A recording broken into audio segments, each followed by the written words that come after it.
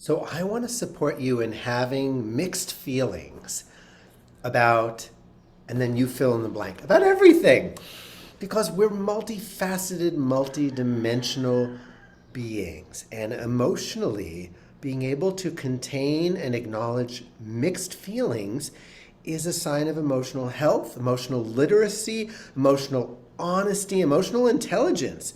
Because no feeling comes alone, especially the negative one. So, well, I don't like to call them negative, but let's say that somebody triggers some anger for you.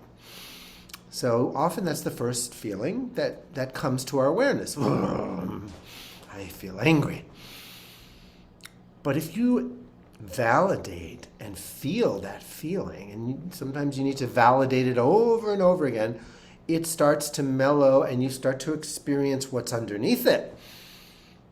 And what's underneath anger is usually hurt.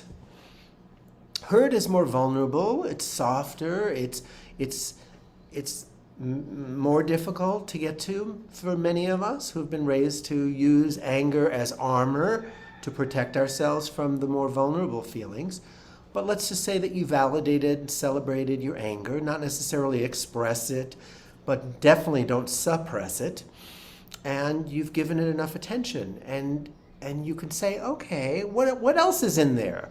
I know that feelings don't come alone. So what is going on? Do I also feel hurt? And be able to acknowledge and celebrate and validate that hurt underneath anger. It's always there. To be able to say, I have hurt feelings. Instead of you hurt my feelings, but to be able to say, I have hurt feelings. That brings us closer to other people and it brings us closer to ourselves. And when you validate and acknowledge and accept and feel your hurt, then you might just say, hey, I know there's more going on here. What else is going on for me? What's underneath my hurt feelings? Very often it'll be sadness, grief, disappointment. And that's a beautiful feeling. And then tears may come. And you may also experience underneath that something else. It's like peeling away the layers of an onion to get to the gold or the core. So the next feeling that often comes up in us human beings, when sadness is acknowledged, when sadness is validated, when sadness has room to breathe, is fear. And I'm not saying it always works this way, but very often fear is the first thing, or anxiety that comes up. But this is just one way of describing how feelings are always mixed. They never come alone. So fear usually has to do with projections into the future. I'm scared I'm always going to feel this way.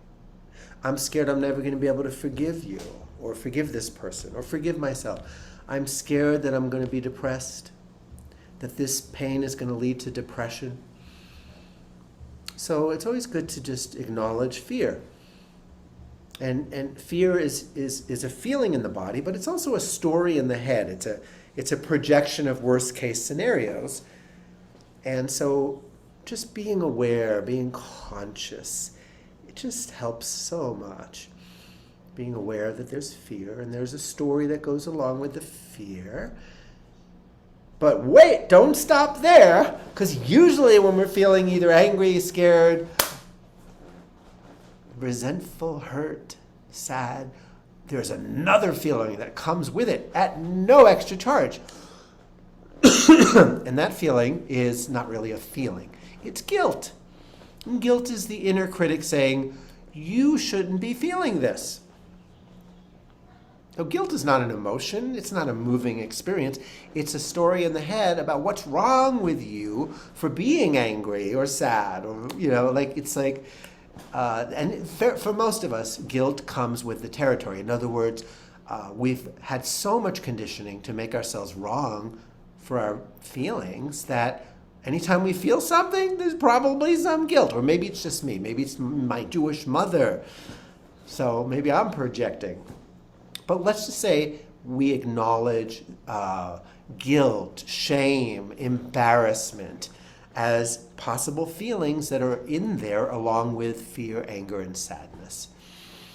And let's just say you gave guilt some attention and you gave it some breathing room and you validated that it's okay. Then guess what happens next? You get to touch joy, happiness, good feelings. Contrary to popular opinion, happiness is not a choice. It's not a feeling. It's an okayness with the life force flowing through you. It's a willingness not to avoid any of your other feelings. Once you accept fear, anger, sadness, then and guilt, right? What is left is the current of electricity that flows through your body, aliveness that some folks can call happiness, which really just means being okay with what has happened, being okay with what is happening, happiness.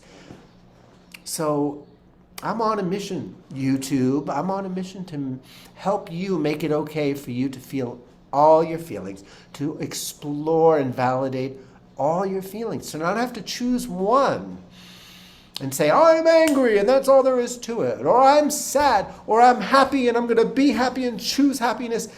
Gosh, we don't need more control of our emotions.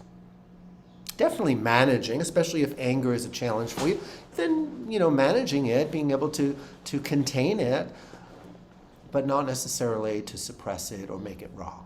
Because all your emotions have such a valuable gift, such a message, they're pointing towards something you're thinking that's not helpful for you. Never has to do with the other person, although they will trigger you. But then it's our job to look within.